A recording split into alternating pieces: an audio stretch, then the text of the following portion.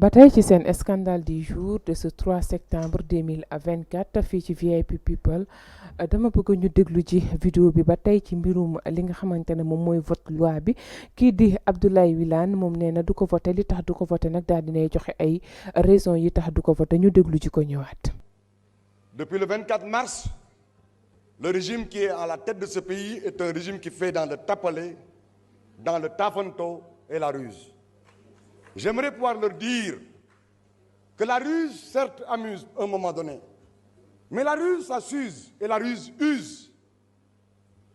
ma ne tappale day mën na laa mayum réew mbaa mu jox la cër ci réew waaye tappale yoru réew. Quand on vous donne un pouvoir, un pays, le minimum qu'on attend de vous, c'est que vous le construisiez et non de déconstruire. Le régime tappale, tafanto et ruse est un régime qui fait dans le refus de célébration de l'engagement souscrit, de l'élégance républicaine et de la courtoisie républicaine. En tant que député socialiste, en tant que député membre de la coalition Benno Bokk Yakaar, tout ce que mes collègues qui m'ont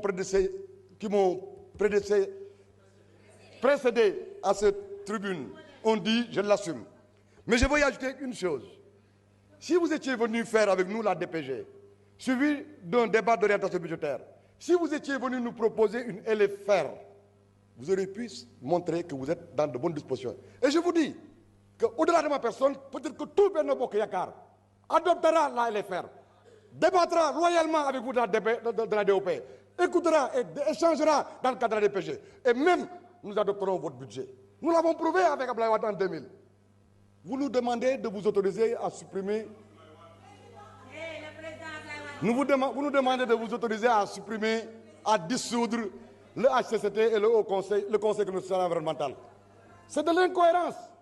Notre pays siège au niveau des Nations Unies. Aux Nations Unies, il y a le Conseil constitutionnel environnemental. Dans tous les pays du monde, y compris dans les royaumes, il y en a. Et puisque c'est de la cohérence que naissent les grandes choses, laissez-moi vous dire que vous ne pouvez pas compter sur moi. Et vous ne pouvez pas compter normalement sur tous les wadistes. Vous ne pouvez pas compter normalement sur tout ce qui se réclame socialiste. Pour ce qui est du HCCT, ça a été recommandé par l'Union africaine en 1998. Le Sénégal l'a adopté sous le principe en 2014, consacré par référendum en 2016. Mes chers amis, ne vous compliquez pas la tâche. Loin des bravades, parce que je vous ai dit l'autre jour qu'il ne faut pas faire dans les bravades. Je vous demande, je nous exhorte à savoir que vous n'êtes pas éternel. Quand on gouverne un pays, on doit essayer de savoir que partout dans le monde, il y a des institutions qui durent des siècles, qui sont plus anciennes, qui ont plus de longévité que les personnes ou les régimes. Abdoulaye Wade, tas na fi Sénat, tas na fi Conseil économique, créé CREAES, Macky Sall, mon leader que j'ai soutenu, mais tas na fi Sénat. Le régime de Tapale. Le régime de Tapale moo ko tuddee noonu Abdoulaye Wilane, honorable député. ñii Sonko ñemewul dem jàkkaarloo ak ñoom mënta dem. bu ñu waxee olof nga ne gong, bu ñu waxee français nga ne eskay, loxuñu, tiituñu, meruñu.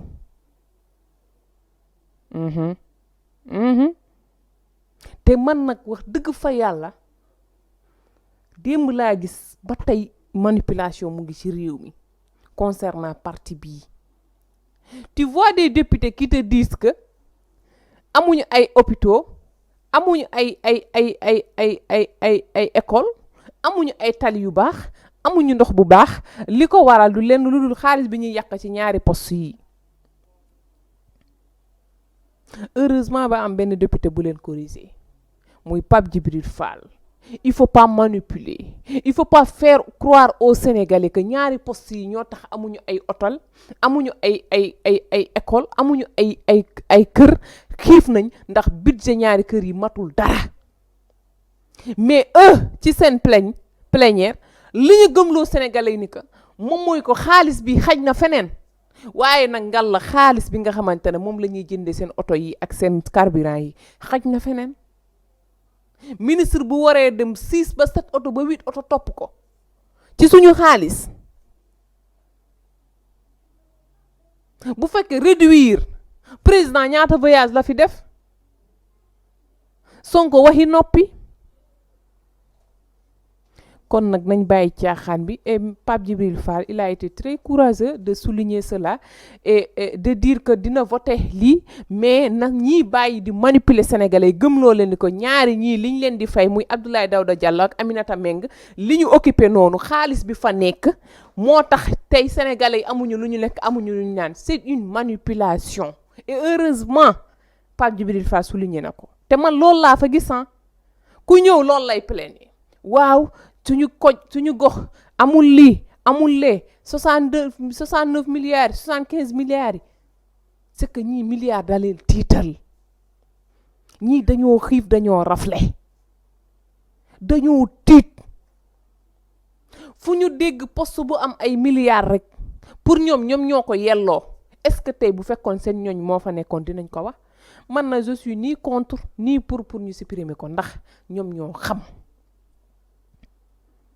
Sénégal li koy régler du doon nguur gi du doon nguur bi di ñëwaat ndax ki ko doon régler dañ ko fi jële ki jëloon jàpp ni ñu jàppoon ni moo gën si ñun ñii ñu ne gënul si ñun yàlla jële ko fi teg leen fi ñii waajuñu parewuñu te duñu pare Abdoulaye Wilane lu mu wax dëgg la de tappale mën naa tax nga falu waaye tappale mënul tax nga gouverner lii xalal lii nëbbutu yëpp dina feeñ lépp lu nëbbutu dina feeñ bu neexee yàlla suñu borom.